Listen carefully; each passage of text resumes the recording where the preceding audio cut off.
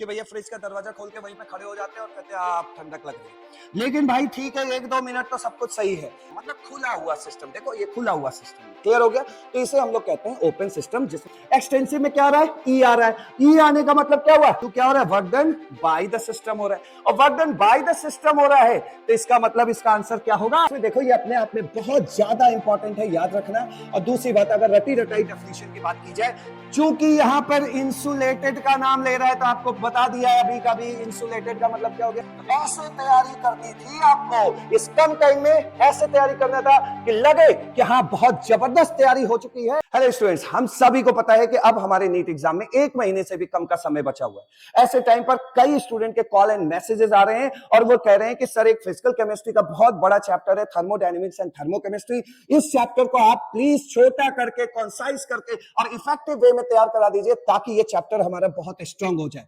तो मैंने 100% ट्राई किया है कि इस बड़े से चैप्टर को छोटा सा चैप्टर बना के इतना इफेक्टिव तरीके से आपको पढ़ा दिया जाए जिसके पढ़ने के बाद आपको कोई एक्स्ट्रा काम ना करना पड़े। इसके लिए मैंने क्या किया है कि आपके नीट, एम्स, बीएचयू के क्वेश्चंस, सिलेक्टेड क्वेश्चंस लिए हैं ताकि ये चैप्टर, उन क्वेश्चंस के बहाने हमारे ये चैप्टर बहुत अच्छी तरीके से स्ट्रांग हो जाए और फिर कोई एक्स्ट्रा काम ना करना पड़े। ऐसा नहीं है कि खाली थ्योरी पढ़ लिया फिर क्वेश्चन करने के लिए अलग से प्रैक्टिस कर रहे हैं। ऐसा नहीं है कि खाली क्वेश्चन कर लिया और थ्योरी अच्छे से नहीं पढ़ा। ये सेशन इसलिए बनाया जा रहा है ताकि आपको अलग से कोई काम ना करना पड़े, क्वेश्चन के साथ साथ ही हमारा ये पूरा चैप्टर तैयार हो जाए। तो चलिए स्टार्ट करते हैं आज का सेशन। और इस सेशन में देखिए हम लोग थर्मोडायनेमिक्स, आपके जो एनसीईआरटी में थर्मोडायनेमिक्स है और थर्मोकेमिस्ट्री है, तो पहले हम लोग उठा रहे हैं थर्मोडायनेमिक्स। और थर्मोडायनेमिक्स का मेजर हिस्सा यहां पर कवर करने जा रहे हैं इस फर्स्ट सेशन में। और क्या क्या कवर होगा देख लीजिए। थर्मोडायनेमिक्स का system, type of system, state function, path function, सारे ट्रिक वगैरह के साथ, एक्सटेंसिव इंटेंसिव प्रॉपर्टीज, ट्रिक वगैरह के साथ, कॉन्सेप्ट के साथ, हर तरह के प्रोसेस को इसमें सीखेंगे। वर्क डन सीखने वाले हैं, इंटरनल एनर्जी बहुत इंपॉर्टेंट, इसको भी सीखने वाले हैं। वर्क डन बहुत इंपॉर्टेंट सीखने वाले हैं। और फर्स्ट लॉ ऑफ थर्मोडायनेमिक्स पर इस सेक्शन में बात होने वाली है और इसको हमें इस तरीके से पढ़ना है ताकि इसके बाद कोई एक्स्ट्रा काम ना करना पड़े, एक सिंगल एक्स्ट्रा क्वेश्चन भी ना लगाना पड़े। इसके लिए इस सेक्शन में हमने सिर्फ और सिर्फ 18 पीवाईक्यूज, 18 पीवाईक्यू लिए हैं। किसके किसके लिए, नीट के लिए, एम्स के लिए, एफएमसी के लिए है और 1-2 सीपीएमटी के भी लिए हैं, जिससे कि हमारा ये टॉपिक फटाफट खूब अच्छा तैयार हो जाए। ठीक है, तो चलिए स्टार्ट करते हैं क्वेश्चन के साथ इस चैप्टर को कैसे स्ट्रांग बनाना है। और इस चैप्टर के क्वेश्चंस को स्टार्ट करने से पहले हमें फिजिकल केमिस्ट्री के 3 चैप्टर के नाम और साथ ही साथ 3 चैप्टर के बारे में एक एक लाइन जरूर सुन लेना चाहिए ताकि जब हम इस चैप्टर में जाएं तो हमारा कॉन्सेप्ट एकदम क्रिस्टल क्लियर रहे कि आखिर इस चैप्टर में हम क्या पढ़ने जा रहे हैं। यूं तो फिजिकल केमिस्ट्री में कई चैप्टर है लेकिन उनमें से 3 chapter, chemical kinetics, chemical equilibrium और ये जो चैप्टर है थर्मोडायनेमिक्स, इसके बारे में आपको पहले से पता होना चाहिए। देखिए केमिकल काइनेटिक्स वाले चैप्टर में हम लोग पढ़ते हैं कि वो रिएक्शन किस स्पीड से कंप्लीट हो रही है, मतलब रेट ऑफ रिएक्शन के बारे में पढ़ा जाता है केमिकल काइनेटिक्स में। दूसरे चैप्टर का मैंने नाम लिया था chemical equilibrium. Chemical equilibrium chapter में रिएक्शन जो हो रही है, ठीक है, धीमे हो रही है, कैसे हो रही है, उससे मतलब नहीं होता। केमिकल इक्विलिब्रियम चैप्टर में हम लोग पढ़ते हैं कि जो प्रोडक्ट बन रहा है वो किस क्वांटिटी में बन रहा है, जो रिएक्टेंट बचा हुआ है वो किस क्वांटिटी में बचा हुआ है, मतलब रिएक्टेंट प्रोडक्ट के क्वांटिटी के बारे में हम लोग किस चैप्टर में पढ़ाई करते हैं, केमिकल इक्विलिब्रियम में।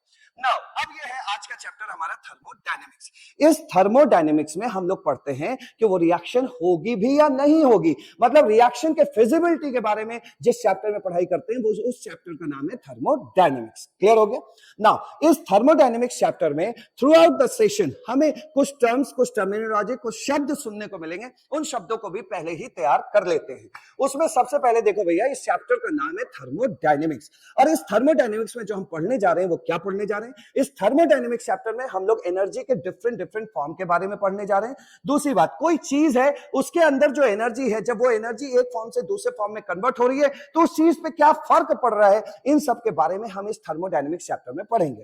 अगर एक लाइन में कहा जाए तो इस थर्मोडायनेमिक्स चैप्टर में हम लोग एनर्जी के डिफरेंट फॉर्म के बारे में और साथ ही साथ जब एनर्जी एक फॉर्म से दूसरे फॉर्म में कन्वर्ट हो रही है तो क्या चेंजेस आ रहे हैं, इन सब के बारे में हम इस थर्मोडायनेमिक्स चैप्टर में पढ़ने जा रहे हैं।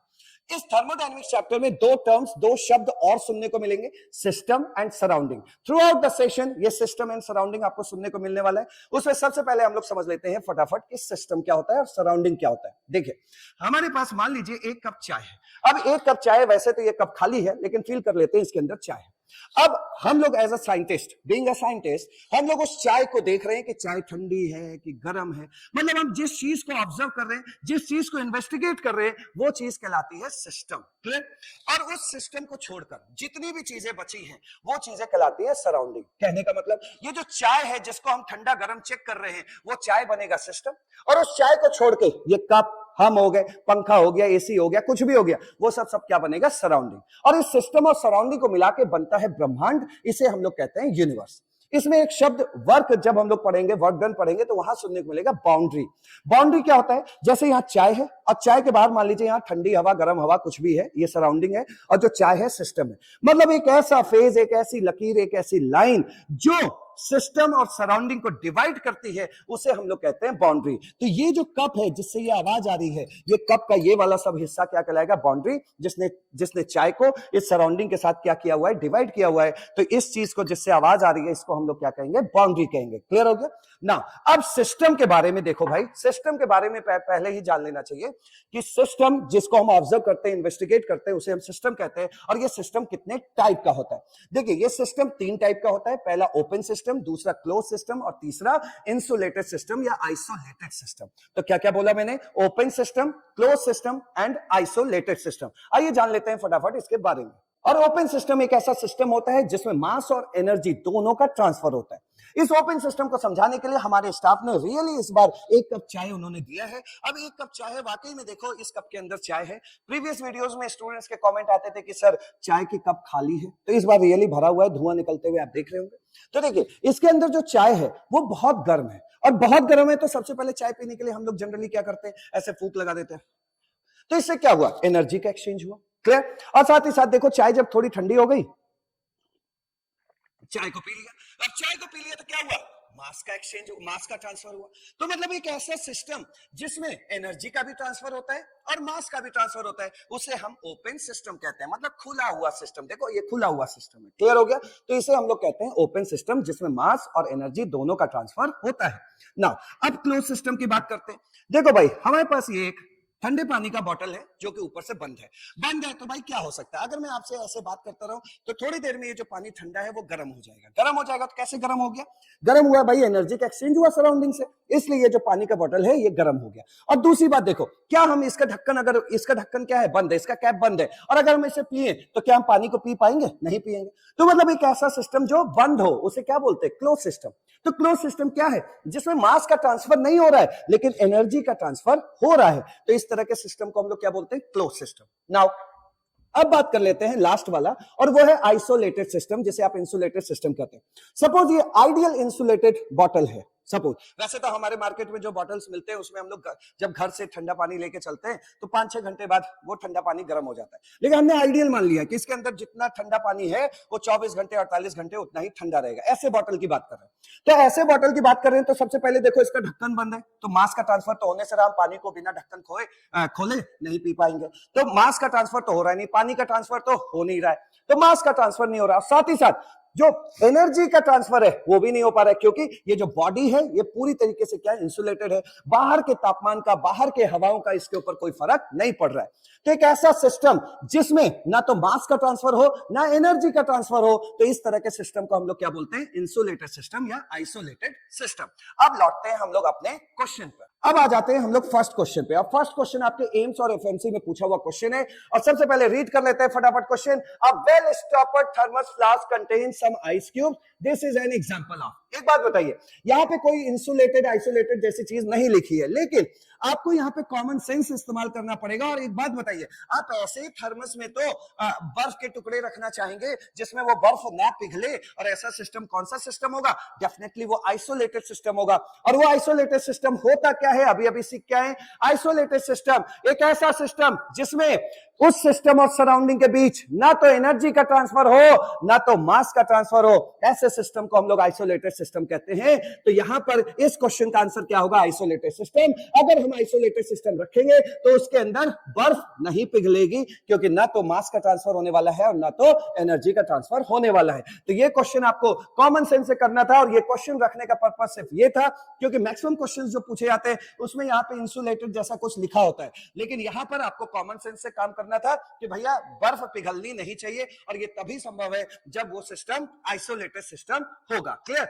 आइए अब सेकंड क्वेश्चन पे चलते हैं। ये सीपीएमटी 1980 का क्वेश्चन पूछा हुआ है, और इस क्वेश्चन में क्या कह रहे हैं, इफ अ रेफ्रिजरेटर डोर, यानी फ्रिज की बात हो रही है, if a refrigerator door is open then we get, answer पे बाद में जाएंगे। सबसे पहले देखिए अभी बहुत गर्मी पड़ रही है, तो इस केस में छोटे बच्चे क्या करते हैं कि भैया फ्रिज का दरवाजा खोल के वहीं पे खड़े हो जाते हैं और कहते हैं आप ठंडक लग रही है। लेकिन भाई ठीक है, 1-2 मिनट तो सब कुछ सही है, लेकिन अगर आप ये सोचे कि फ्रिज का दरवाजा खोल दे और जिससे कि रूम भी हमारा ठंडा हो जाए, ऐसा नहीं होगा। अगर आपने फ्रिज का दरवाजा ज्यादा देर तक के लिए खोल दिया तो उसका जो कंप्रेसर है पीछे, वो और उस फ्रिज को ठंडा करने के चक्कर में और वर्क करने लगेगा। कंप्रेसर जब ज्यादा काम करने लगेगा तो फिर वो हीट रिलीज करेगा, और वो कंप्रेसर जो फ्रिज के बाहर लगा होता है, पीछे भी लगा होता है, नीचे भी लगा होता है, वो कंप्रेसर होता है जो उस फ्रिज को अंदर ठंडा करता है। तो वो कंप्रेसर क्या करेगा, उस फ्रिज को ठंडा करने की कोशिश में और काम करने लगेगा, और काम करेगा तो वो हीट रिलीज करेगा, और वो हीट पूरे रूम में भरेगी, और इस तरह रूम हमारा क्या हो जाएगा, गर्म हो जाएगा। इसलिए कृपया फ्रिज का दरवाजा खोल के ठंडक ना ले। क्लियर हो गया? तो कह रहे हैं if refrigerators door is open then we get, क्या वी गेट, रूम क्या हो जाएगा, गर्म हो जाएगा, कंप्रेसर की वजह से वो कंप्रेसर ज्यादा काम करने लगेगा। और ये क्वेश्चन नीट 2008 का क्वेश्चन है, और इस क्वेश्चन में क्या पूछ रहा है, which of the following are not state function. State function, इसका मतलब अब टाइम आ गया रिवाइज करने का कि थर्मोडायनेमिक फंक्शन होते क्या है, तब आते हैं इस क्वेश्चन को सॉल्व करने। देखिए सबसे पहले हम लोग ये समझ लेते हैं, फिर मैं आपको ट्रिक्स और स्ट्रेटेजी बता दूंगा जिससे वो सारे क्वेश्चन क्या हो जाएंगे आसान। तो फटाफट देखते हैं थर्मोडायनेमिक फंक्शन। देखो ये थर्मोडायनेमिक फंक्शन दो तरह के होते हैं, पहला होता है स्टेट फंक्शन, दूसरा होता है पाथ फंक्शन। ठीक है, हमें ना स्टेट फंक्शन की एबीसीडी पता है, ना पाथ फंक्शन की एबीसीडी पता है। हवा में बात करते हैं पहले। हवा में बात किया तो देखो यहाँ क्या है, ये लिखा हुआ है प्रेशर, प्रेशर लिखा हुआ, चलो भाई प्रेशर पे गोला बना देते हैं। मतलब ये सिस्टम की कुछ प्रॉपर्टी है, उसका नाम है प्रेशर। सिस्टम का ये इनिशियल स्टेट है और ये फाइनल स्टेट है। जरा प्रेशर को ऑब्जर्व किया तो यहाँ पे प्रेशर क्या है, 2 एटीएम है, और यहां जब देखा फाइनल स्टेट में तो इसका प्रेशर कितना हो गया, 4 एटीएम हो गया। तो एक बात बताइए, क्या आप ये बता पा रहे हैं कि प्रेशर बढ़ रहा है, क्या आप ये बता पा रहे हैं कि प्रेशर घट रहा है? कैसे बता पा रहे हैं? सिर्फ उस सिस्टम के इनिशियल और फाइनल स्टेट को देखकर आपने बता दिया कि इस प्रॉपर्टी की वैल्यू बढ़ रही है या घट रही है। कहने का मतलब स्टेट फंक्शन वो प्रॉपर्टीज होती हैं जो उसके इनिशियल एंड फाइनल स्टेट पे डिपेंड करती हैं, ना कि इस बात पे कि ये प्रेशर किस प्रोसेस के तहत बढ़ा, किस रास्ते को फॉलो करके बढ़ा, इस बात पे डिपेंड नहीं करती। ओवरऑल स्टेट फंक्शन क्या होता है, सिस्टम की वो प्रॉपर्टीज जो उस सिस्टम के इनिशियल एंड फाइनल स्टेट पे डिपेंड करती हैं, और ना कि उसके रास्ते पे। सिर्फ किस पे डिपेंड करती है, इनिशियल और फाइनल स्टेट पे। तो इस तरह की प्रॉपर्टीज को हम लोग, या इस तरह के फंक्शंस को हम लोग स्टेट फंक्शन कहते हैं। अब आ जाते हैं पाथ फंक्शन पे। पाथ फंक्शन में देखिए वो प्रॉपर्टीज जो इस बात पे डिपेंड तो करती हैं कि इनिशियल स्टेट में उनकी वैल्यू क्या है, फाइनल स्टेट में क्या वैल्यू है। मतलब सिस्टम की वो प्रॉपर्टीज जो इनिशियल और फाइनल स्टेट पे तो डिपेंड करती हैं, और साथ ही साथ उस रास्ते पे भी डिपेंड करती हैं कि वो वैल्यू किस रास्ते पे चलकर पाई गई है। तो पाथ फंक्शन क्या होते हैं? पाथ फंक्शन ऐसे फंक्शंस, सिस्टम की ऐसी प्रॉपर्टीज जो इनिशियल और फाइनल स्टेट पे डिपेंड करती हैं, और साथ ही साथ प्रोसेस या पाथ पे भी डिपेंड करती हैं, उन्हें हम पाथ फंक्शन कहते हैं। अब बात करते हैं क्वेश्चन सॉल्विंग स्ट्रेटेजी और ट्रिक की। क्वेश्चन सॉल्विंग स्ट्रेटेजी में आपको यह लगाना है कि पूरे के पूरे थर्मोडायनेमिक्स चैप्टर में जो पाथ फंक्शंस है, मतलब ओवरऑल केमिस्ट्री में जो पाथ फंक्शन है वो सिर्फ 2 है। क्या है? वर्क और हीट। वर्क और हीट, बस आपको इसको रट लेना है। वर्क और हीट रट लिया। वर्क और हीट को छोड़कर जितने भी हैं वो सब के सब क्या है? State function. क्लियर हो गया? अब मैं आपसे पूछता हूं, work path function, heat path function, entropy, work और हीट तो है नहीं, entropy state function, pressure state function, मतलब इस 2 को छोड़कर जितने बचे सबके सब क्या है? State function. चले क्वेश्चन सॉल्व करने, चले इधर देखिए। Which of the following are not state function? Not state function का मतलब आपसे पूछा जा रहा है कि कौन इसमें से पाथ फंक्शन है। तो एक बात देखो, ये Q क्या है? आपने अभी भी बोला ना, हीट क्या है? पाथ फंक्शन है। वर्क क्या है? पाथ फंक्शन है। ये क्या है? Q plus W। अब आप कहेंगे सर Q भी पाथ फंक्शन है, W भी पाथ फंक्शन है, तो ये दोनों मिलकर पाथ ही फंक्शन तो होंगे, पाथ फंक्शन होंगे। नहीं, ऐसा नहीं करना। अभी आप अंदर फर्स्ट लॉ ऑफ थर्मोडायनेमिक्स पढ़ोगे। फर्स्ट लॉ ऑफ थर्मोडायनेमिक्स में पढ़ोगे कि हीट और वर्क का जो जोड़ होता है वो इंटरनल एनर्जी होता है। और आपको पता है कि ये तो पाथ फंक्शन है, ये पाथ फंक्शन है, लेकिन जब ये आपस में जुड़ेंगे तो बन जाएंगे इंटरनल एनर्जी। और इंटरनल एनर्जी क्या होता है अभी बता दिया आपको, स्टेट फंक्शन। स्टेट फंक्शन, तो ये तो आपका स्टेट फंक्शन हो गया। Q प्लस W क्या है? स्टेट फंक्शन है। ओवरऑल समझ गए बात को? ये दोनों पाथ फंक्शन है, इन दोनों को छोड़ के जितने भी है सबके सब क्या है? State function. ये देखिए H माइनस TS, ये क्या होता है? ये H एंथैल्पी, एंथैल्पी क्या होता है? State function. Temperature state function. Entropy state function, सब स्टेट फंक्शन है। जरा इससे नहीं फर्क पड़ता कि तुम लोग क्या हो, तुम लोगों के ऐसे करने से क्या बनेगा, एच में से टीएस को घटाने से क्या आएगा आपके हाथ, गिब्स फ्री एनर्जी। और गिब्स फ्री एनर्जी क्या होता है, Gibbs free energy state function होता है, स्टेट फंक्शन होता है। क्या होता है, स्टेट फंक्शन होता है। क्लियर हो गया।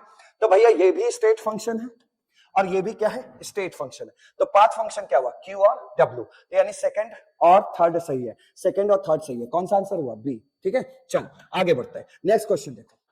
अब ये है क्वेश्चन नंबर 4, ये पूछा गया है एएफएमसी 2010 में, और आइए समझते हैं, पढ़ते हैं पहले ये क्वेश्चन क्या कह रहा है। Changes in a system from an initial state to final state were made by a different manner that delta H remains same but Q changes because। इस क्वेश्चन का कहने का मतलब है कि एक इनिशियल स्टेट है, एक फाइनल स्टेट है। इस इनिशियल से फाइनल स्टेट हम दो रास्ते से गए, एक हम ऐसे गए और कह रहे हैं एक हम ऐसे गए, दो अलग अलग रास्ते हैं।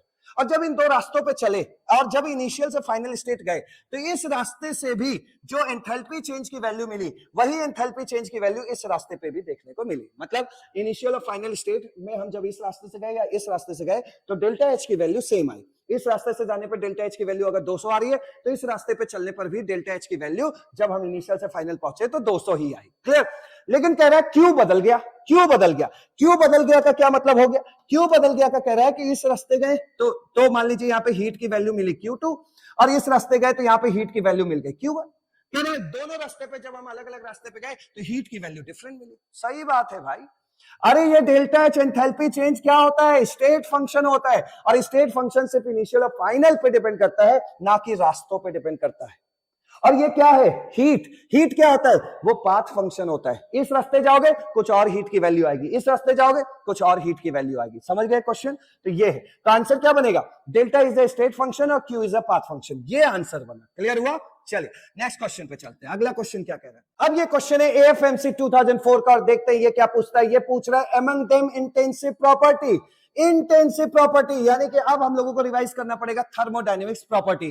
तो देखिए हमारे पास दो तरह के थर्मोडायनेमिक्स प्रॉपर्टी होते हैं, पहला इंटेंसिव प्रॉपर्टी और दूसरा एक्सटेंसिव प्रॉपर्टी। इन दोनों को समझने से पहले देखो, इंटेंसिव में एन आ रहा है ना, तो इस एन का मतलब याद रखना नो, नो का मतलब याद रखना ना। ठीक है, तो कौन कौन सी थर्मोडायनेमिक प्रॉपर्टीज होती है, इंटेंसिव और एक्सटेंसिव। पहले एक्सटेंसिव समझ लो। एक्सटेंसिव सिस्टम की वो प्रॉपर्टीज जो सिस्टम में मौजूद मास पे डिपेंड करे, उस तरह की प्रॉपर्टीज को हम लोग क्या बोलते हैं, एक्सटेंसिव प्रॉपर्टी। और सिस्टम की वो प्रॉपर्टीज जो सिस्टम में मौजूद मास पर डिपेंड ना करे, उसे हम इंटेंसिव प्रॉपर्टी कहते हैं। आगे समझ। एक्सटेंसिव प्रॉपर्टी क्या होता है, ऐसी प्रॉपर्टीज जो सिस्टम में मौजूद मास पे डिपेंड करे, उसे हम क्या बोलते हैं, एक्सटेंसिव प्रॉपर्टी। और जो सिस्टम में मौजूद मास पे डिपेंड ना करे ऐसी प्रॉपर्टीज को क्या बोलते हैं, इंटेंसिव प्रॉपर्टी। ठीक है सर, ये तो समझ गए, लेकिन हम एग्जांपल कैसे तैयार करें, तो बड़े कठिन एग्जांपल है, ये तो याद ही नहीं होगा कौन एक्सटेंसिव है कौन इंटेंसिव है। इतने पढ़ाकू थोड़ी है हम लोग। उसका भी ट्रिक दे रहा है। उसका ट्रिक क्या है, ध्यान से समझिए। एक्सटेंसिव में क्या आ रहा है, ई आ रहा है। ई आने का मतलब क्या हुआ, मैक्सिमम ऐसी प्रॉपर्टीज जिसके नाम ई से, मतलब जिसके नाम में ई आ जाए तो समझ लेना भैया वो एक्सटेंसिव प्रॉपर्टी है। शुरू करें। देखो एक्सटेंसिव से दिमाग में रखना है ई। ठीक है, ये देखो एंट्रोपी, एंथैल्पी। अब देखो अगला लिख रहा हूं, इंटरनल एनर्जी। ये देखो इंटरनल एनर्जी मतलब जिसमें एनर्जी की फीलिंग आ रही है, E internal energy. Gives free energy, क्या आया, ई आया कि नहीं आया। तो ये सब क्या प्रॉपर्टीज है, ई फॉर एक्सटेंसिव। अगला देख लो, हीट कैपेसिटी। अरे हीट कैपेसिटी भी तो भाई एक तरह की एनर्जी होती है, तो हीट कैपेसिटी में क्या है, एक्सटेंसिव प्रॉपर्टी। मास, ये मास तो खुद ही मास है, तो मास पे तो डिपेंड करता है भैया, तो मास एक एक्सटेंसिव प्रॉपर्टी है। मोल में भी given mass by molar mass आ रहा है, मतलब मास की बातें हो रही है, तो मोल भी क्या हुआ, एक्सटेंसिव प्रॉपर्टी। वॉल्यूम, बिल्कुल ये भी जो है मास पे डिपेंड करेगा। मास ज्यादा होगा तो वॉल्यूम ज्यादा होगा, मास कम होगा तो वॉल्यूम कम होगा। तो एक्सटेंसिव प्रॉपर्टी से क्या याद रखना है, जिसके नाम में ये आए समझ लेना भैया, मतलब एनर्जी टाइप की चीजें सबके सब क्या है, एक्सटेंसिव प्रॉपर्टी है। और इंटेंसिव प्रॉपर्टी में इनको छोड़ के जितने लोग इधर आ रहे हैं वो सब क्या है, इंटेंसिव प्रॉपर्टी है। Pressure, temperature, density, cell potential, all concentration. ये देखो मोलारिटी हो गया, नॉर्मेलिटी हो गया, मोलालिटी हो गया, ये सब क्या है, इंटेंसिव प्रॉपर्टी है। सरफेस टेंशन क्या है, इंटेंसिव प्रॉपर्टी है। तो आइए फटाफट देखते हैं among them, ये नोट कर लेना अच्छे से। ठीक है, ये अच्छे से नोट कर लेना। अब देखो यहां पर समझो, among them इंटेंसिव, इंटेंसिव का मतलब नॉट डिपेंड ना करे। मास, ये क्या होता है, extensive. Volume, extensive. Enthalpy extensive, तो क्या बचा ये सरफेस टेंशन, क्या हो गया इंटेंसिव प्रॉपर्टी। और ये क्वेश्चन देखो, ये बहुत इंपॉर्टेंट क्वेश्चन है। अब हम लोग पहुंच गए वर्क डन पर, ठीक है। क्या कह रहा है, in the following reactions what is the sign of work done, यानी कि वर्क डन की वैल्यू नहीं निकालनी, यहाँ पे अभी साइन के बारे में चर्चा करना है कि वर्क डन पॉजिटिव होगा कि निगेटिव होगा, ठीक है। तो चलो इसके लिए आपको कैसे रिवाइज करना है उसको देखिए। यहाँ पे मैंने एक स्ट्रक्चर बनाया हुआ है, इस स्ट्रक्चर में हम लोग सिर्फ वर्क और हीट के साइन के बारे में बात कर रहे हैं। तो देखिए, अगर आपसे ये बोला जाए work done on the system का मतलब है कि ये सिस्टम पिचक जाएगा, इस सिस्टम के ऊपर हम काम कर रहे हैं। और work done by the system का मतलब होगा सिस्टम के द्वारा हम काम कर रहे हैं। एक है सिस्टम पर काम कर रहे हैं और एक है सिस्टम के द्वारा काम कर रहे हैं। अगर सिस्टम पर काम करेंगे तो ये पिचक जाएगा और सिस्टम द्वारा काम होगा तो ये फैल जाएगा सिस्टम हमारा, ठीक है। तो ऐसे देहाती मोड में रखना है। दूसरी बात, आपको बस घर पे क्या करना है, 2 बार बोल लेना है, work done on the system positive, work done on the system positive, work done by the system negative, ऐसे बोलना है। क्लियर। अब देखिए, work done on the system मतलब सिस्टम पर ऊपर काम करो, सिस्टम के ऊपर काम करो या सिस्टम को हीट सप्लाई करो, तो ये दोनों का साइन क्या लेके चलना है, पॉजिटिव। और अगर सिस्टम के द्वारा काम हो रहा है बाय द सिस्टम तो वर्क क्या होगा, निगेटिव। और अगर सिस्टम से हीट रिलीज हो रही है, निकल रही है, हीट रिलीज हो रही है, तो क्यू का साइन, हीट का साइन क्या लेना है, निगेटिव। आगे बात समझ में। तो कैसे बोलना है, work done on the system positive, heat supplied on the system positive, work done by the system negative, heat supplied by the system negative. मतलब बाय के लिए तैयार कर लेना है निगेटिव और ऑन के लिए तैयार कर लेना है पॉजिटिव। क्लियर।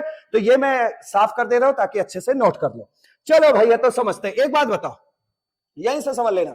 एक बात बताओ, अगर मोल्स बढ़ रहे, अगर मोल्स बढ़ रहे, जैसे मोल बढ़ रहा है, आपने एक फॉर्मूला तो सुना होगा ना, पीवी इक्वल टू एनआरटी।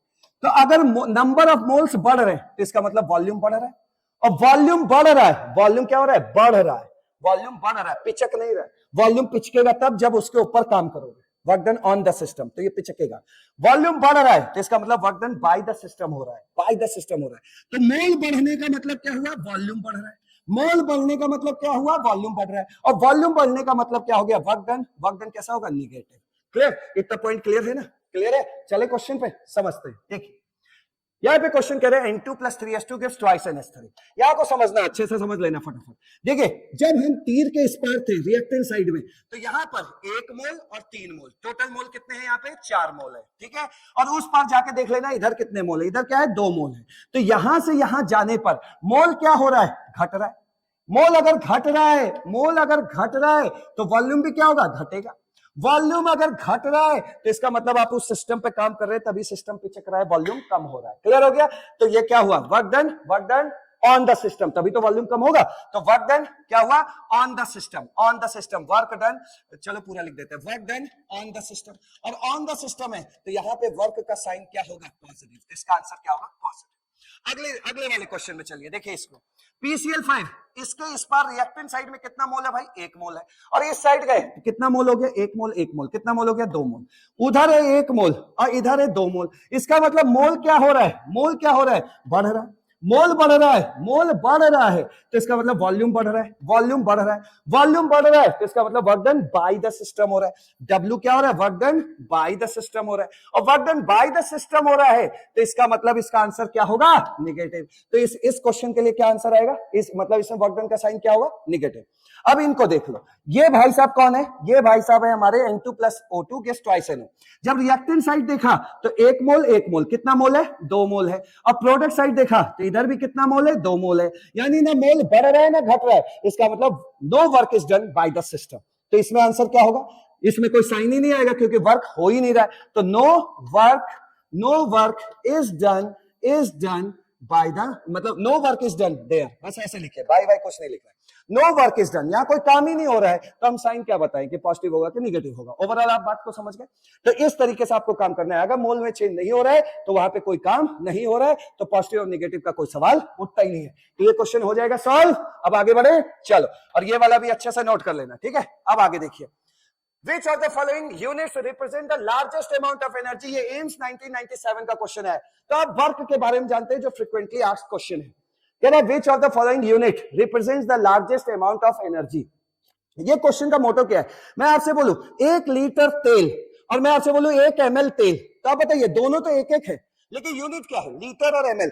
तो बताइए ज्यादा तेल किस में आएगा, 1 लीटर में। 1 लीटर में ज्यादा तेल आएगा और 1 ml में कम तेल आएगा। उसी तरह पूछ रहे हैं कि किस यूनिट में वर्क, काम की वैल्यू ज्यादा होती है। तो देखिए इसके लिए क्या है, ये नोट्स बनाए आपके लिए, ध्यान से समझिए। चाहे हीट हो चाहे वर्क हो, दोनों क्या होते हैं भाई, ml/T-2 होते हैं, फिजिक्स में पढ़ा होगा। हीट और वर्क दोनों की यूनिट क्या होती है, दोनों की यूनिट कैलोरी हो सकती है, जूल हो सकती है, लीटर, एटीएम हो सकता है, अर्ग हो सकता है, ठीक है। अब इसमें देखिए remember amount of work done, ये आपको याद करना पड़ेगा। 1 लीटर एटीएम सबसे बड़ा होता है, 1 कैलोरी 1 जूल 1 अर्ग। इसका कहने का मतलब है, कहने का मतलब ऐसा ही है। देखिए मैं आपसे कह रहा हूं 1 लीटर और 1 ml, तो बताइए किसमें तेल ज्यादा समा जाएगा, तो 1 लीटर में तेल ज्यादा समाएगा ना, और 1 ml में उतना तेल नहीं आएगा, तो इसमें ज्यादा तेल आएगा। एग्जैक्टली यही क्वेश्चन है, ध्यान से देखो, इस पे आते हैं। ये देखो 1 कैलोरी किसके बराबर होता है, 4.2 जूल। अब मैं आपसे पूछता हूं कि 1 कैलोरी बड़ा होता है कि 1 जूल बड़ा होता है। आप कहेंगे अरे सर 1 कैलोरी का मतलब होता है 4.2 जूल, तो यानी 1 कैलोरी बड़ा है 1 जूल से, क्योंकि 1 कैलोरी में 4.2 जूल समा जाएंगे। तो कौन बड़ा है, 1 कैलोरी। क्लियर। तो उसी तरीके से देखो, यहां पे देखो 1 लीटर एटीएम इतने जूल के बराबर होता है, 1 अर्ग इतने जूल के बराबर होता है, 1 कैलोरी 4.2 जूल के बराबर होता है। अब सोचो 1 जूल से बड़ा, 1 जूल से बड़ा 1 लीटर एटीएम होगा कि नहीं होगा, आप खुद देख लीजिए ना। 1 लीटर के अंदर इतने ढेर सारे जूल समाते हैं, तो 1 लीटर बड़ा होगा कि 1 जूल बड़ा होगा, 1 लीटर बड़ा होगा। 1 कैलोरी के अंदर इतने ढेर सारे जूल समा रहे हैं, तो आपसे पूछ रहा हूं 1 कैलोरी बड़ा होगा कि 1 जूल बड़ा होगा, 1 कैलोरी बड़ा होगा। 1 अर्ग के अंदर सर बहुत कम जूल आ रहे हैं, तो मैं आपसे पूछ रहा हूं कि 1 अर्ग बड़ा है या 1 जूल बड़ा है, किसमें काम वर्क की वैल्यू ज्यादा आएगी। तो आप कहेंगे सर 1 अर्ग का मतलब तो बहुत छोटी वैल्यू होती है जूल के टर्म्स में, तो 10⁻⁷ जूल है। 1 अर्ग का मतलब 10⁻⁷ joule, which is less than क्या, 1 जूल। तो आप खुद बताइए 1 अर्ग 1 जूल से छोटा है कि नहीं, तो 1 अर्ग क्या है, 1 जूल से छोटा है। तो इस तरीके से आपको हीट एंड वर्क पे काम करना है। उम्मीद है आप समझ गए होंगे। ये कह रहा है remember amount of work done, तो अमाउंट ऑफ वर्क डन किसमें ज्यादा होता है, लीटर एटीएम में, ठीक है। फिर उससे कम होता है कैलोरी में, सब इधर हो गया 1 जूल, और सबसे कम क्या हो गया 1 अर्ग। वैल्यू कंपेयर करने के लिए मैंने दे रखी है। तो चलिए बताइए आंसर क्या है। Which of the following units represent the largest amount of energy? Electron volt, अर्ग, अर्ग की वैल्यू जूल में ऐसे, ठीक है, बहुत छोटी होती है वैल्यू। 1 जूल है, 1 जूल है तो समझ लो ये 1 अर्ग मान लो, 1 जूल मान लो, तो 1 जूल का मतलब 1 जूल, ठीक है। 1 कैलोरी, तो 1 कैलोरी का मतलब क्या हो गया, 4.2 जूल।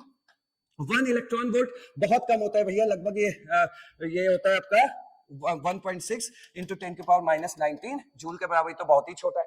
तो बताइए सबसे बड़ा, विच of the following units represent the largest amount of energy, तो क्या हो गया 1 कैलोरी। 1 कैलोरी में ज्यादा काम समा जाएगा, कंपेयर करने के लिए मैंने ये वैल्यू रखी है, ठीक है। तो 1 कैलोरी सबसे बड़ी वैल्यू है, देख सकते हो इन चारों में सबसे बड़ी वैल्यू किसमें आ रही है, 1 कैलोरी में। तो 1 कैलोरी में सबसे ज्यादा काम समाएगा। क्लियर हो गया। चलिए आगे देखिए नेक्स्ट, ये तो इस पर बेस्ड क्वेश्चन हो गए। यहाँ पे क्या कह रहा है, एनर्जी इक्विवेलेंट इन 1 अर्ग 1 जूल 1 कैलोरी। बहुत आसान क्वेश्चन यार। 1 कैलोरी सबसे बड़ा होगा, उससे छोटा होगा 1 जूल, और उससे भी छोटा होगा 1 अर्ग। क्यों, इनको जूल में नाप के देख लेना, फिर से बता दे रहा हूं। 1 कैलोरी का मतलब 4.2 जूल, 1 जूल का मतलब 1 जूल, और 1 अर्ग का मतलब 10⁻⁷ जूल। बताइए सबसे बड़ा ये है कि नहीं, और सबसे छोटा ये है कि नहीं। तो कैलोरी से नीचे जूल, जूल से नीचे अर्ग, कैलोरी से नीचे जूल, जूल से नीचे अर्ग। कौन सा आंसर होगा, सी ऑप्शन। नेक्स्ट क्वेश्चन देखो, नेक्स्ट क्वेश्चन क्या है, एम्स 1999 सीपीएमटी 2000 का क्वेश्चन है, internal energy does not include. तो भैया सबसे पहले इंटरनल एनर्जी समझ लेते हैं। देखिए इंटरनल एनर्जी है क्या, सिस्टम के अंदर की एनर्जी, अंदर उसके उस सिस्टम के अंदर जितनी तमाम तरह की एनर्जीज होती हैं उन सबका जोड़ इंटरनल एनर्जी कहलाता है। अब सिस्टम के अंदर किस किस तरह की एनर्जी हो सकती है, पोटेंशियल एनर्जी, वाइब्रेशनल एनर्जी, इधर उधर जाने की ट्रांसलेशनल एनर्जी, इधर उधर भागने की काइनेटिक एनर्जी, न्यूक्लियर एनर्जी, हर तरह की एनर्जी हो सकती है। तो हर तरह की एनर्जी का जो जोड़ होता है उसे हम सिस्टम की इंटरनल एनर्जी कहते हैं, सिस्टम की अंदरूनी एनर्जी कहते हैं। जैसे हमारे अंदर अलग तरह की एनर्जी है, आपके अंदर हमसे ज्यादा एनर्जी होगी, किसी के अंदर हमसे कम एनर्जी होगी। तो सिस्टम के अंदर की जितनी भी तमाम तरह की एनर्जीज होती है उन सबके जोड़ को हम लोग उस सिस्टम का इंटरनल एनर्जी कहते हैं। तो हर तरह की एनर्जी को हम लोग इंटरनल एनर्जी कहते हैं मेरे भाई, लेकिन सिर्फ एक एनर्जी को इंटरनल एनर्जी नहीं बोलते, और वो ये है energy arising by gravitational pull. Clear हो गया, दो बार आया है, याद रखना। तो energy arising by gravitational pull, gravitation की वजह से जो खींचे जाते हैं उस एनर्जी को हम लोग इंटरनल एनर्जी नहीं बोलते। बाकी हर प्रकार की एनर्जी को क्या बोलते हैं? Internal energy. न्यूक्लियर एनर्जी क्या है? Internal energy. रोटेशनल एनर्जी क्या है? Internal energy. वाइब्रेशनल एनर्जी क्या है? Internal energy. Kinetic energy, potential energy क्या है? Internal energy. बट एक तरह का नाम तैयार कर लेना, वो है energy arising by gravitational pull. Gravity की वजह से, गुरुत्वाकर्षण की वजह से जो खिंचाव महसूस करके जो एनर्जी आती है उसे इंटरनल एनर्जी नहीं कहते। क्लियर हो गया? तो internal energy does not include energy arising by gravitational pull. Next question पे चलते हैं, कौन सा इंतजार कर रहा है। अब आ गए हम लोग नीट 2010 के क्वेश्चन पे, और ये क्वेश्चन क्या कहता है पहले आराम से पढ़ लेते हैं। 3 moles of an ideal gas expanded spontaneously into vacuum, the work done will be। यहां से देखो, अब हम लोग नए टॉपिक पे चले गए, नया टॉपिक हमारा इंतजार कर रहा है, तो क्वेश्चन पढ़ेंगे भैया बाद में। पहले ये देखो क्या बोल रहा है, वर्क डन, और वर्क डन पूछ रहा है, और देखो यहाँ वैल्यूज वगैरह आ रही हैं, तो इसका मतलब वर्क डन का कोई फॉर्मूला होता होगा। तो देखिए भैया, पहले क्वेश्चन तो अब बाद में होगा, पहले वर्क डन का फॉर्मूला हम लोग सीखेंगे, ठीक है। तो देखो वर्क डन में आपको तैयार करना है दो फॉर्मूला। अभी स्टार्टिंग लेवल पे वर्क डन में सिर्फ दो फॉर्मूला तैयार करना है। पहला फॉर्मूला ये है और दूसरा फॉर्मूला ये है, ठीक। देखो यहां पर ये जो दो फॉर्मूले लिखे गए, ये दो अलग अलग प्रोसेस के लिए लिखे गए। ये है रिवर्सिबल प्रोसेस के लिए, और ये वाला फॉर्मूला है इरिवर्सिबल प्रोसेस के लिए। रिवर्सिबल प्रोसेस हमें पता है, जो दोनों डायरेक्शन में प्रोसेस होती है साथ साथ, उसे हम रिवर्सिबल प्रोसेस कहते हैं। और इरिवर्सिबल प्रोसेस क्या होता है? जो सिर्फ और सिर्फ एक डायरेक्शन में होती है, उसे हम इरिवर्सिबल प्रोसेस कहते हैं। सर एक बात बताइए, अगर क्वेश्चन में रिवर्सिबल और इरिवर्सिबल लिख के नहीं आया तो हमको समझ में नहीं आएगा भैया कि कौन सा फॉर्मूला लगाना है। उसके लिए भी मैं आपको एक बात बता दे रहा हूं, लेकिन पहले फॉर्मूला एक बार पढ़ लेते हैं, ठीक है, फिर पहचान बता दे रहा हूं। देखो W इरिवर्सिबल है, तो उसका फॉर्मूला आपको याद करना है minus P external dot delta we. जहां पी एक्सटर्नल नाम से ही पता चल रहा है, ये एक्सटर्नल प्रेशर होगा वहां का, और डेल्टा वी होगा चेंज इन वॉल्यूम, जो कि आप कैसे निकालते हैं V2 माइनस V1 से, ठीक है। एक फॉर्मूला आपको ये तैयार करना है, और दूसरा ये रिवर्सिबल है। रिवर्सिबल में आपको तैयार करना है माइनस, आगे तो माइनस लगेगा ही, integration V1 to V2 P external dot dV। ये फॉर्मूला जो अभी इस समय ऐसा लिखा हुआ है, ऐसा फॉर्मूला आगे नहीं दिखेगा। यही फॉर्मूला हमें दिखेगा लॉग के टर्म्स में, जब इंटीग्रेट करेंगे तो लॉग के टर्म्स में या ln के टर्म्स में, तो वो फॉर्मूला भी आगे आने वाला है। बेसिकली ये फॉर्मूला सिर्फ मैंने इस जगह इसलिए लिखा है ताकि आपको अंतर पता चल जाए कि रिवर्सिबल में वो लॉग वॉग वाला जैसा फॉर्मूला बनेगा, और इरिवर्सिबल में अपना सिंपल सा छोटा सा फॉर्मूला बनेगा।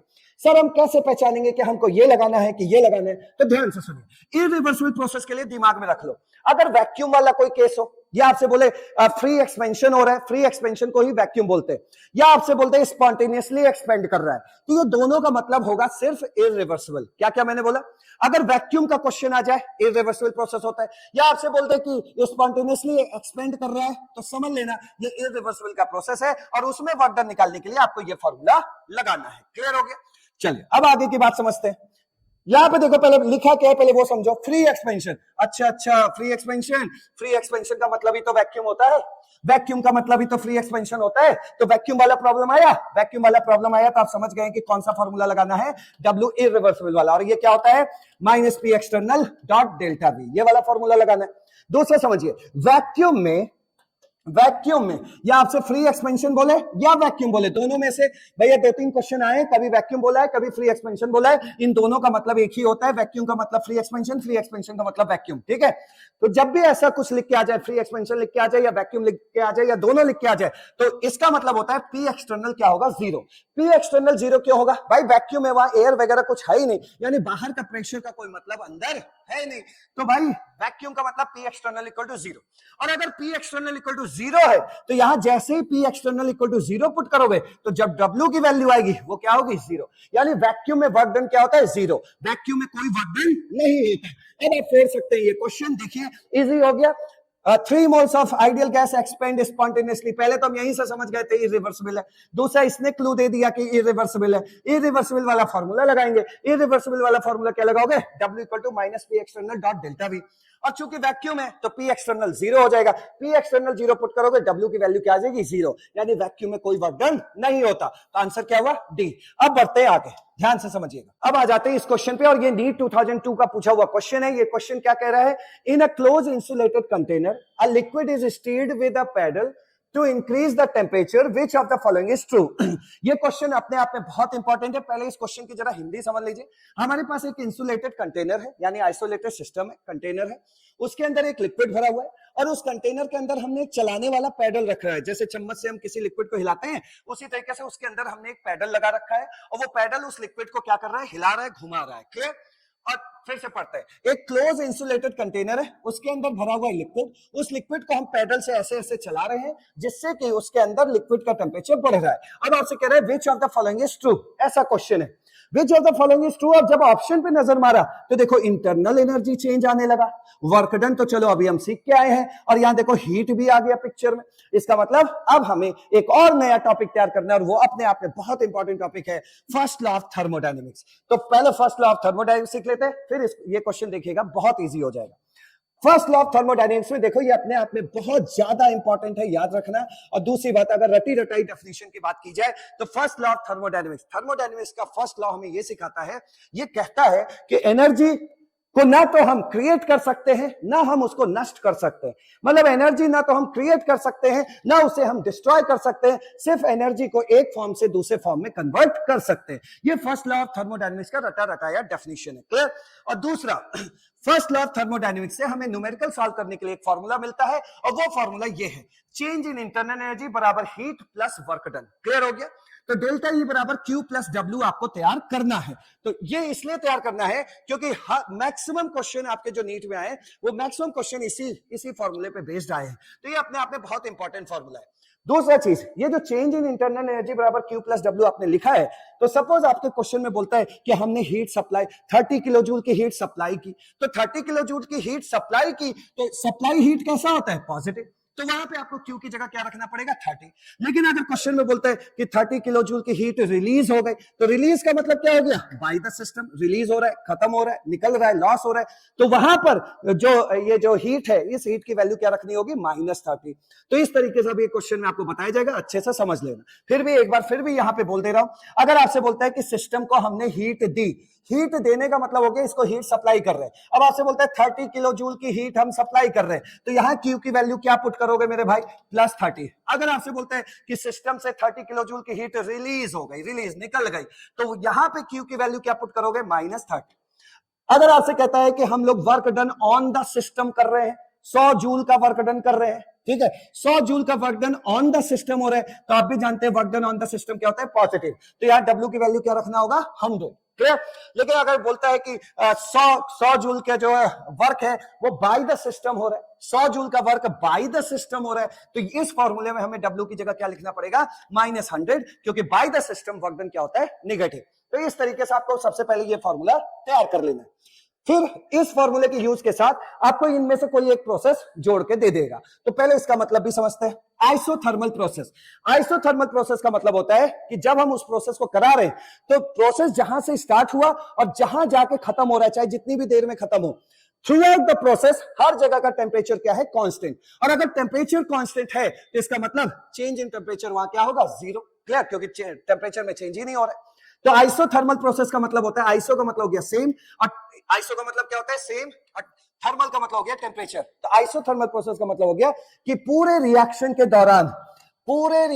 दौरान यहां से शुरू हुआ यहां खत्म, तो पूरे रिएक्शन के दौरान हर जगह का टेम्परेचर क्या है, सेम है। अगर यहां 50 डिग्री सेंटीग्रेड है तो हर जगह उसको 50 डिग्री सेंटीग्रेड ही देखने को मिलेगा, इसे हम बोलते हैं आइसोथर्मल प्रोसेस। तो फिर अगर हर जगह टेम्परेचर सेम है तो चेंज इन टेम्परेचर क्या होगा, 0। ये आपको वहां पुट करना होगा, पहली चीज। दूसरा, सबसे इंपॉर्टेंट, ये जो इंटरनल एनर्जी होता है, ठीक है, सब हटा रहे हैं आप, ये जो इंटरनल एनर्जी होता है डेल्टा ई, भैया ये अच्छे से तैयार कर लेना, ये जो आपका डेल्टा ई होता है, it is the function of temperature. कहने का मतलब अगर टेम्परेचर वहां बढ़ घट रहा होगा तो ही भैया चेंज इन इंटरनल एनर्जी देखने को मिलेगा। अगर टेम्परेचर कांस्टेंट है तो इसका मतलब चेंज इन इंटरनल एनर्जी देखने को नहीं मिलेगा, वहां धड़ल्ले से डेल्टा ई बराबर 0 बोलना। क्लियर? तो आपको नोटबुक में नोट करना है कि change in internal energy is the function of temperature. अगर टेम्परेचर बढ़ेगा या घटेगा तो ही इसमें इंटरनल एनर्जी में चेंज देखने को मिलेगा। अगर टेम्परेचर कांस्टेंट हो गया तो डेल्टा ई की वैल्यू मतलब इंटरनल एनर्जी में चेंज देखने को नहीं मिलेगा और डेल्टा ई की वैल्यू क्या हो जाएगी, 0। इसका मतलब अगर आइसोथर्मल प्रोसेस की बात करें तो आइसोथर्मल प्रोसेस के लिए डेल्टा ई की वैल्यू क्या होती है, 0, क्योंकि टेम्परेचर चेंज नहीं हो रहा है। बहुत इंपॉर्टेंट, इसको नोट करना है, ठीक है। अब आते हैं सेकंड कह रहा है आइसोकोरिक। देखिए भैया, आइसोकोरिक का मतलब होता है कि through out the reaction volume क्या है, कांस्टेंट है, वॉल्यूम क्या है, सेम। और आइसो का मतलब सेम, कोरिक का मतलब वॉल्यूम। तो through out the reaction volume क्या है, सेम है, और अगर वॉल्यूम सेम है तो चेंज इन वॉल्यूम क्या आ जाएगा, 0, क्योंकि वॉल्यूम चेंज हो नहीं रहा है, तो डिफरेंस इन वॉल्यूम क्या आएगा, 0। नेक्स्ट आइसोबारिक, नाम से ही पता चल रहा है, बार बार का मतलब क्या होता है, प्रेशर। तो सेम प्रेशर पूरे रिएक्शन के दौरान हर जगह का प्रेशर एकदम कांस्टेंट हमने रखा था, एकदम सेम प्रेशर पे पूरा रिएक्शन हुआ है। तो अगर प्रेशर में चेंज नहीं किया तो चेंज इन प्रेशर, सॉरी ये पी लिखा हुआ है, चेंज इन प्रेशर क्या होगा, 0। तो ये आपको वहां पुट करना होगा। अगला एडियाबेटिक प्रोसेस। एडियाबेटिक प्रोसेस का मतलब होता है हीट का, कोई भी सिस्टम के हीट का सराउंडिंग के साथ कोई भी एक्सचेंज नहीं होता। मतलब ना तो सराउंडिंग की हीट अंदर, ना तो अंदर सिस्टम की हीट सराउंडिंग को, क्योंकि ये एक आइसोलेटेड सिस्टम में होता है, इंसुलेटेड सिस्टम में होता है। तो ऐसा प्रोसेस जिसमें जो हीट है वो सिस्टम की कांस्टेंट बनी होती है, वो सिस्टम की क्या रहती है, हीट कांस्टेंट रहती है। इस तरह के प्रोसेस को हम लोग क्या बोलते हैं, एडियाबेटिक प्रोसेस, यानी कि चेंज इन हीट क्या होगा, 0, क्योंकि हीट एडियाबेटिक प्रोसेस में क्या होता है, कांस्टेंट। ठीक है, इतने बात के बाद देखो अब वो क्वेश्चन कितना इजी फूटेगा, बहुत इजीली सॉल्व हो जाएगा। देखो सबसे पहले बोला इन अ क्लोज्ड इंसुलेटेड सिस्टम, ओहो क्यू क्या हो गया, 0। इंसुलेटेड है यानी एडियाबेटिक प्रोसेस है, एडियाबेटिक प्रोसेस है तो हीट का आदान प्रदान हो नहीं रहा होगा, तो क्यू 0। अगला insulated container, liquid is stirred with a paddle. उस लिक्विड को, पैडल की जगह चम्मच बोल लो, उस लिक्विड को हम चम्मच से हिला रहे हैं, तो वो लिक्विड हमारे लिए सिस्टम है, और इस सिस्टम पे आप काम कर रहे हैं, यानी work done on the system हो रहा है, और work done on the system हो रहा है, तो W क्या होगा, पॉजिटिव, यानी W 0 नहीं होगा, W कुछ है लेकिन वो किसमें है, पॉजिटिव में है। Clear? Paddle to increase the temperature, ओहो टेम्परेचर बढ़ा रहे हो तो इंटरनल एनर्जी में चेंज भी पक्का देखने को मिलेगा, तो इंटरनल एनर्जी चेंज 0 के बराबर नहीं होगा। मिल गया आंसर, हो गया। देखिए delta E not equal to 0, क्योंकि टेम्परेचर अदल बदल रहा है। W क्या है, पॉजिटिव है, यानी ये भी 0 नहीं है, W is not equal to 0, और Q इंसुलेटेड की वजह से 0। आंसर नहीं आ गया, आ गया। डेल्टा ई और W 0 नहीं होगा, नॉट इक्वल टू 0, ठीक है भाई ये सही है, और Q क्या है, 0। हो गया आपका क्वेश्चन सॉल्व। अब बढ़ते हैं आगे। अब देखो नीट 2020 के क्वेश्चन पे आ गए हैं। The correct option for free expansion of ideal gas under adiabatic condition. इसी तरह के क्वेश्चन से डरते थे ना, अब बताइए इन सब क्वेश्चन में कोई दम रहा, कोई दम नहीं रहा, आपके लिए एकदम लल्लू छाप क्वेश्चन हो चुका है। ठीक है, इधर देखो the correct option for free expansion. अरे फ्री एक्सपेंशन, फ्री एक्सपेंशन का मतलब क्या हो गया, वैक्यूम हो गया, और अगर वैक्यूम है तो इसका मतलब क्या है, कौन सा वाला फॉर्मूला लगाओगे, इरिवर्सिबल वाला, W minus P external dot delta V, ये वाला फॉर्मूला लगाओगे। अब वैक्यूम है तो वैक्यूम में क्या होता है आपको पता है, वैक्यूम में जो P एक्सटर्नल होता है वो क्या होता है, 0, यानी कि वैक्यूम में कोई काम धाम नहीं होता। ठीक है, लेकिन इतनी हड़बड़ी ठीक नहीं है, पहले पूरा क्वेश्चन पढ़ लेना चाहिए था। The correct option for free expansion of an ideal gas under adiabatic condition. फिर हड़बड़ी आ गई, सर हम क्या करें, एडियाबेटिक कंडीशन है तो इसका मतलब Q 0 हो गया, Q 0 हो गया, तो यानी कि ये जो भी लाइन लिखा है उसमें W क्या होगा, 0, और Q क्या होगा, 0। तो W equal to 0, Q equal to 0। चालाकी देखो, डेल्टा T दे रहा है, ये समझ ही नहीं रहा है कि हम लोग बहुत अच्छी तैयारी कर चुके हैं। एक बात बताइए, Q और W किस फॉर्मूले में आता था एक साथ, फ्लोट में, फर्स्ट लॉ ऑफ थर्मोडायनेमिक्स में, वो क्या होता है, डेल्टा E बराबर Q प्लस W, यही तो होता है। अच्छा आप भी जानते हैं कि जो डेल्टा E है वो क्या है, यहां पे Q की वैल्यू, इस कंडीशन के हिसाब से Q की वैल्यू क्या है, 0, W भी क्या है, 0, तो डेल्टा E बराबर भी क्या है, 0। इसका मतलब इंटरनल एनर्जी में कोई चेंज नहीं हो रहा है, और हमें पता है कि internal energy, change in internal energy is the function of temperature. तो भैया जब इंटरनल एनर्जी में कोई चेंज नहीं आ रहा है तो इसका मतलब टेम्परेचर में कोई चेंज नहीं हो रहा होगा, क्योंकि जब टेम्परेचर बढ़ता घटता है तभी इंटरनल एनर्जी में कोई चेंज देखने को मिलता है। या इंटरनल एनर्जी चेंज क्या है, 0, इसका मतलब टेम्परेचर क्या है, कांस्टेंट। ये किसकी ओर इशारा कर रहा है कि temperature through out the reaction क्या है, कांस्टेंट, और अगर टेम्परेचर कांस्टेंट है तो चेंज इन टेम्परेचर क्या आएगा, 0। हो गया ना इजीली सॉल्व। तो कौन सा आंसर बना, ए, डेल्टा T इक्वल टू 0। अब बढ़ते हैं आगे। नेक्स्ट में देख लो, फाइनल वैक्यूम वाला सेशन खत्म करने से पहले ये दो लाइन जो मैंने बीच में बोला था ये अच्छे से नोट कर लेना भाई। फ्री एक्सपेंशन दिखाई दे, वैक्यूम दिखाई दे, तो इसका मतलब समझ लेना इरिवर्सिबल प्रोसेस है। पहला जो फॉर्मूला लगाना है, W बराबर क्या, कौन सा वाला फॉर्मूला लगाओगे, ये वाला फॉर्मूला लगाओगे, पहली चीज। और दूसरा वैक्यूम है तो P एक्सटर्नल इक्वल टू 0, एकदम घोट के जाना इसको, ठीक है। और दूसरा expansion of gas against the constant external pressure. देखिए भाई यहां क्या कह रहा है, एक्सपेंशन, ये सब छोड़ो, ये सब की कोई बात नहीं। एक्सपेंशन यानी एक्सपेंड ही हो रहा है। मान लीजिए पतंग उड़ रही है तो पतंग ऊपर ही चलती चली जा रही है, यानी एक ही डायरेक्शन में तो जा रही है, पतंग नीचे नहीं आ रही है। तो इसीलिए जब भी आपको ऐसे दिखाई दे खाली ऐसा बोला हुआ एक्सपेंशन ऑफ गैस, तो भैया समझ लेना ये इररिवर्सिबल प्रोसेस है। क्लियर हो गया? तो एक्सपेंशन ऑफ गैस अगेंस्ट फलाना ढिमाका, तो समझ लेना भाई ये इररिवर्सिबल प्रोसेस है, और वहां वर्क डन वगैरह पूछेगा तो यही इररिवर्सिबल वाला फॉर्मूला लगा के आओगे। ठीक है, तो ये आपको क्लू दे दिया क्वेश्चन सॉल्व करने के लिए। क्लियर हो गया? चलिए, और अगर कहीं पे क्वेश्चन ऐसे बोले रिवर्सिबली एक्सपेंड, तो समझ ले भाई रिवर्सिबली हो रहा है, इसका मतलब इस डायरेक्शन में भी एक्सपेंड हो रही है और भाई इस डायरेक्शन में भी एक्सपेंड हो रही है। तो मामला तो उम्मीद है समझ गए होगे। लेकिन यहां क्या बोल रहा है? एक्सपेंशन ऑफ गैस, मतलब खाली एक्सपेंड ही हो रहा है या फ्री एक्सपेंशन यानी एक्सपेंड ही हो रहा है। ये दोनों चीजें किसकी ओर इशारा करती हैं? इररिवर्सिबल की ओर, ताकि वर्क डन निकालने के लिए जो फॉर्मूला लगाना है वो लग जाए। ठीक, चलो आगे आगे देखो, यही क्वेश्चन हमने अभी अभी सॉल्व करके आए, ये रिपीट हो गया है, इसका आंसर फिर से ये हो जाएगा, देख लेना। अभी अभी यही क्वेश्चन सॉल्व करके आए, फिर देखो अब पढ़ो यहां से। An ideal gas expends, expends खाली एक्सपेंड, और तो कहीं नहीं है, कंप्रेशन तो नहीं लिखा है, कंप्रेस तो नहीं लिखा है, नहीं, ये गैस खाली एक्सपेंड ही हो रही है, एक्सपेंड ही हो रही है, इसका मतलब इररिवर्सिबल है। इररिवर्सिबल के लिए फॉर्मूला हमारा तैयार है वर्क डन निकालने का। ठीक है, तो चलो देखो, an ideal gas expand isothermally from 10 की power -3 metre cube, metre cube मतलब वॉल्यूम, तो 10 की पावर -3 से 10 की पावर -2, तो 10 की पावर -3 छोटा होता है और 10 की पावर -2 बड़ा होता है। तो ये डेफिनेटली ये क्या है आपके लिए? ये आपके लिए बन गया है V1, ये भाई साहब क्या हो गए V1, और ये भाई साहब क्या हो गए V2। कोई तकलीफ नहीं। ठीक है भाई, एक्सपेंड हो रहा है तो डेफिनेटली वॉल्यूम बढ़ेगा ही, इसीलिए 10 की पावर -2 बड़ी वैल्यू है और 10 की पावर -3 क्या होती है? छोटी वैल्यू होती है। ठीक है भाई, तो V1 V2 दिया है at 300 kelvin against a constant pressure, constant pressure दिया, यानी कि ये भाई साहब P एक्सटर्नल दिए हैं। क्या पूछ रहे हैं? Work done, the work done on the gas. भाई कितना सिंपल क्वेश्चन है, बताओ। अब सब आइडिया मैंने आपको दे दिया, कोई कंफ्यूजन ही नहीं रहा। तो W इररिवर्सिबल वाला फॉर्मूला लगा लेना, -P एक्सटर्नल, फिर डेल्टा V की जगह V2 - V1। हो गया, हो गया। अब देखो ये फॉर्मूला लगाना है, -P एक्सटर्नल डेल्टा V, तो यहाँ वैल्यू वगैरह रख देना। वैल्यू वगैरह रखोगे तो लास्ट में आएगा न्यूटन मीटर, इसका न्यूटन मीटर स्क्वायर होता है, प्रेशर दिया हुआ न्यूटन पर मीटर स्क्वायर, और ये मीटर क्यूब है, सब कटकटा के न्यूटन मीटर आएगा, और न्यूटन मीटर को आप भी जानते हैं क्या बोलते हैं? जूल। तो आंसर क्या आया? -900 जूल। सोल्यूशन आपके सामने है, वैसे भी मैं क्वेश्चन आपको समझा चुका हूं। ठीक है, तो -900 जूल है भाई, -900 जूल आया था ना। तो आंसर क्या आया? -900 जूल। तो इस क्वेश्चन को हमें कैसे करना है वो आपके सामने दिख रहा है। क्लियर? और कोई भी क्वेश्चन आपको नोट नहीं करना है, पूरा पीडीएफ क्वेश्चन का डिस्क्रिप्शन बॉक्स के लिंक में है, तो डिस्क्रिप्शन बॉक्स में है उसका लिंक। ठीक है, तो वहीं से करना, क्वेश्चन नोट नहीं करना। नेक्स्ट आगे देखो, अगला क्वेश्चन पढ़ते हैं। ये आया है नीट 2017 में। A gas is allowed to expand, allowed to expand, allowed to expand, दिमाग रखना।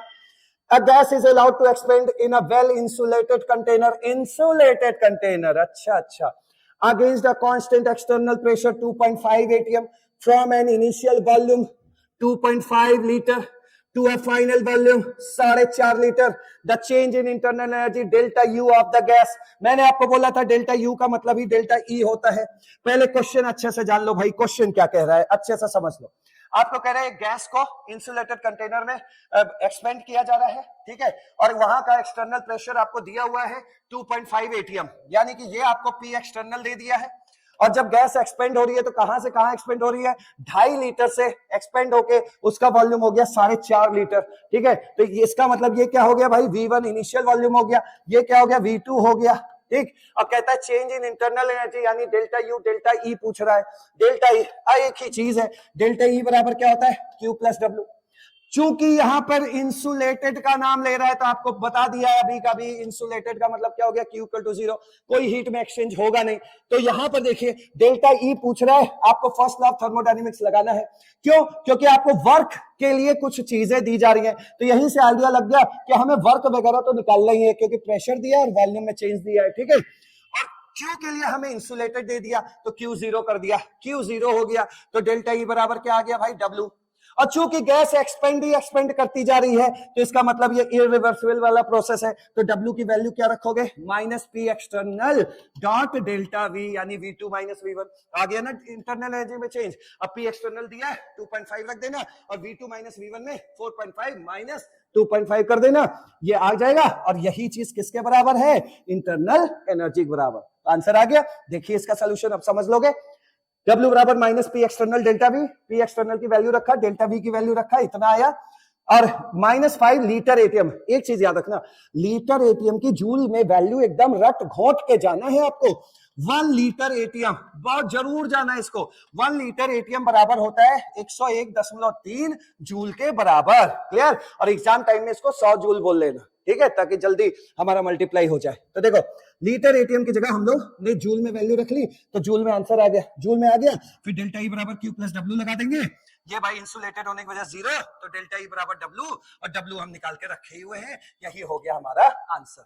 अच्छा सर चेंज क्यों किया? चेंज इसलिए किया क्योंकि हमें आंसर्स किसमें दिए हुए हैं? जूल में दिए हुए हैं, तो इसलिए हमें चेंज करना पड़ा। तो आंसर क्या बना है देख लो, -506, माइनस का 506, -506, ये लगभग आसपास है, ठीक है। तो बी ऑप्शन हो जाएगा। आगे बढ़ते हैं, नेक्स्ट क्वेश्चन देखो क्या कह रहा है।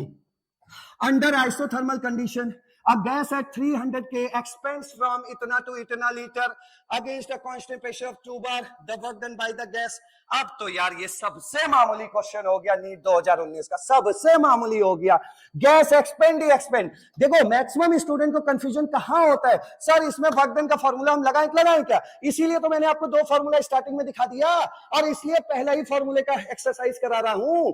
और यहाँ पे आपको मैंने क्या बता दिया है, अरे भाई ये क्या हो रहा है, एक्सपेंड ही एक्सपेंड हो रहा है, वापस नहीं आ रहा है, एक्सपेंड हो रहा है, फैल रहा है। तो इसका मतलब किस प्रोसेस में खड़े हो? इरिवर्सिबल में खड़े हो। तो बस एक ही फॉर्मूला है वर्क डन निकालने का, minus P external dot V2 minus V1, यानी कि डेल्टा V, यही फॉर्मूला लगाना है। तो देख लीजिए आपको यहाँ पे 0.1 ये V1 दे दिया, 0.25 लीटर ये V2 दे दिया, ये P एक्सटर्नल दे दिया 2 बार, P एक्सटर्नल दे दिया, और कह रहा है work done by the gas निकालना है। देखो आंसर जूल में है, इसीलिए कह रहा हूं कि जो आपको वर्क में कन्वर्जन दिखाया था, इतना कैलोरी इसके बराबर, इतना ये उसके बराबर, वो जरूर तैयार होना चाहिए, ठीक है। फॉर्मूला क्या लगाना है, इसका तो कॉन्सेप्ट पक्का अब तक क्लियर हो गया होगा। अब देख लो ये है क्वेश्चन, मतलब solution. Work done equal to minus P external delta V minus P हो गया, माइनस, और ये प्रेशर दिया था 2, फिर वॉल्यूम V2 माइनस V1 किया, तो ये सब आया फलाना डेवा का, लीटर बार तक पहुंच गए। सुनिए 1 लीटर एटीएम किसके बराबर होता है? 101.3 के जूल के बराबर, 101.3 जूल के बराबर होता है।